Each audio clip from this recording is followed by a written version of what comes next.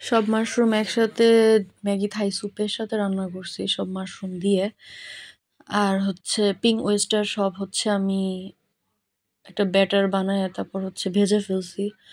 তো ব্যাটারের মধ্যে হচ্ছে চালের গুঁড়ার পরিমাণটা একটু বেশি দিলে বেশি ক্রিস্পি হয়। আর হচ্ছে আপনার মন মতো মসলা এড করবেন।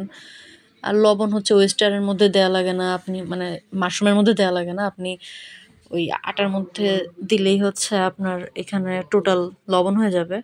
এখন এটা টেস্টের কথা বলি। এটার টেস্ট হচ্ছে আমি যখন এই যে রান্নার পরে কামড় দিয়ে খাচ্ছি, আমার কাছে মনে হচ্ছে যে এটা চিংড়ি মাছের ফ্লেভার লাগতেছে। এটা গুগল করলে পাওয়া যায় হচ্ছে এই ওয়েস্টার হচ্ছে মিটি or sea food or fishy flavour থাকে। তার মানে হচ্ছে এর জন্য হচ্ছে আমার এরকম চিংড়ি মাছের মতো মনে হচ্ছিল। ফ্লেভারটা আসলে ওইরকম আরকি। আর এটার টেক্সচার মাংসর মতো, তারপর হচ্ছে মাংস মতো টেক্সচার আর চিংড়ি মাছের মতো ফ্লেভার, মানে সি ফুডের ফ্লেভারের কাছাকাছি হচ্ছে এই মাশরুমের পিঙ্ক ওয়েস্টার মাশরুমের ফ্লেভারটা হয় আর কি।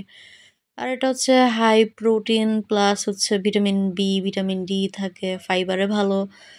অ্যান্ড হচ্ছে খেতে আমার মনে হয় এই মাশরুমটাই একমাত্র এরকম আটার প্রলেপ দিয়ে ভেজে খাওয়ার জন্য পারফেক্ট। এটার টেক্সচার ফ্লেভারের জন্য হালকা সুইট সুইট লাগে, মেনলি উমামি ফ্লেভার আর হচ্ছে সি ফুডের ফ্লেভারের কাছাকাছি। আর কাঁচা থাকতে হচ্ছে এটার স্মেল সি ফুডের ফ্লেভারের কাছাকাছি মনে হয়।